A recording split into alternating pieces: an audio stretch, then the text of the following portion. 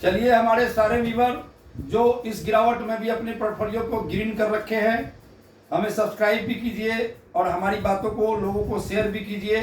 स्वार्थ की भावना मत रखिए और उन्हें आगे बढ़ाइए। निवेशक को परिपक्व कीजिए ताकि आने वाली भावी पीढ़ियां को नुकसान न हो। मैं आज एक बहुत बड़ी साइकोलॉजी से आपको रूबरू कराऊंगा और वो शेयर मार्केट से उस साइकोलॉजी को जोड़ूंगा और बहुत फिट बैठती है। मार्केट के बारे में पहले बात कर लेते हैं। म्यूचुअल फंड का मार्केट 16,000 करोड़ रुपए की सीप हर महीने आ रही है, सिर्फ 5 करोड़ डीमेट अकाउंट होने से। नंबर 2, अब जो रामलला के दर्शन हो रहे हैं, जो मोदी जी बोल रहे हैं कि विपक्ष वाले बोलते हैं कि मोदी जी भक्ति में वोटिंग करते हैं, उन लोगों के लिए मैं बोल देना चाहता हूं, ये इकोनॉमिक बूस्ट है। मैं इसको इकोनॉमिक एंगल से जोड़ता हूं। देखिए कैसे जोड़ रहा हूं। आज हमारे देश में 25 करोड़ हिंदुस्तानी परिवार है जो हिंदू धर्म को बिलोंग करते हैं। 100 करोड़ की जनसंख्या है। कोई भी इस रामलला का 22 तारीख को जो उद्घाटन होने जा रहा है और जो अपने घरों में इस काम में जो लगे हैं, भजन कीर्तन, भोजन सामग्री, झंडे, पर्दे और ये सब में जितना खर्च हो रहा है, उसमें पर परिवार भी 5,000 रुपया का खर्च मैं जोड़ूं तो भी ये आंकड़ा 80,000 करोड़ रुपया का आता है। उसके बाद में एक साल के अंदर में 100 करोड़ जनसंख्या जो भारतीय हैं वो उस तीर्थ स्थल का भ्रमण करेगी। अगर ऐसा होता है तो उसका आंकड़ा मैं जोड़ के निकाला हूं 1,60,000 करोड़ रुपया। यानी सिर्फ इस मंदिर के उद्घाटन से और 22 तारीख के समारोह से लेके अगले 22 तारीख तक 2025 तक हमारे को ऐसा लगता है कि 2.5 लाख करोड़ 2.5 करोड़ का व्यापार होगा, जिसमें होटल, भोजन, रेस्तरां, गाड़ी, पेट्रोल गाड़ियां, ये सब काम होएगा। अब आप सोच लीजिए ये सारा काम इकोनॉमिक्स को कितना बूस्ट करेगा। 2.5 करोड़ ये छोटी मोटी रकम नहीं होती है। इतना तो बजट बनाने में कई कंट्रियां फेल हो जाती है और मैं ये जोड़ के निकाला हूं। आप भी कभी इसको जोड़ करके निकाल सकते हैं। और ये जो लोग शेयर बाजार में गिरावट की आशंका रखते हैं, उन्हें मालूम नहीं है कि हिंदुस्तान में 2.5 करोड़ की नई मनी एक साल के अंदर में जनरेट होने वाली है और वो भी 22 तारीख से ही शुरू हो जाएगी ये मनी। और ये मनी बाजार में क्या तूफान मचाएगी आप खुद सोच सकते हैं। नंबर 1। दूसरा, इंडिया इकोनॉमिक का बूस्ट जो आने वाला है वो इसकी कल्पना ही नहीं कोई कर सकता है। और मैं एक और काव्य से जोड़ता हूं मार्केट को। हमारे देश में जब धर्म की बात हुई है तो हमारे देश में, हमारे जेहन में 2 काव्य हैं, एक महाभारत और दूसरा है कृष्ण का। एक राम जी की है रामायण और एक महाभारत है जिसमें कृष्ण का रोल है। रामायण क्या सिखाता है कि जिसकी चीज है, जिसका हक है, अगर वो वनवास भी चला जाए तो भी दूसरा भाई या दूसरा व्यक्ति उस चीज को अपनी नहीं बताता है। यह रामायण का ज्ञान है।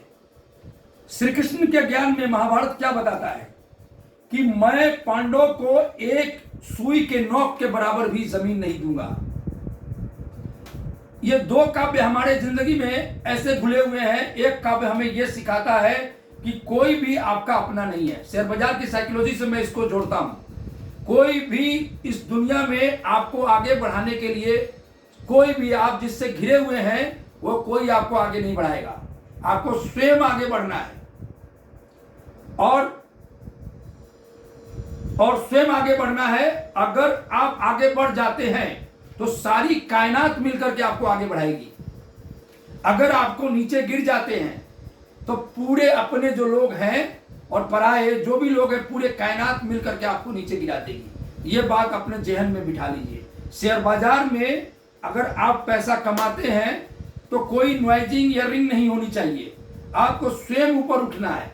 अगर स्वयं ऊपर उठ गए तो सभी लोग आपसे पूछेंगे। अगर स्वयं नीचे गिर गए तो आपके अपने ही लोग आपको नीचे कर देंगे। यह है शेयर बाजार की साइकोलॉजी। रामायण और महाभारत, ये दोनों में जो चीज छुपी हुई है वो हमारी जिंदगी में भी छुपी हुई है। इसलिए भ्रम में न पड़े। कोई अपना नहीं है, सिर्फ सिंगल मैन बन के, आर्मी बन के आपको ऊपर बढ़ना है। जब आप ऊपर बढ़ जाएंगे, सारे लोग अपने हैं। और मैं आपको हर बार जो शेयर बताता हूं, सारे शेयर आपके मल्टीबैगर ही होते हैं हमारे।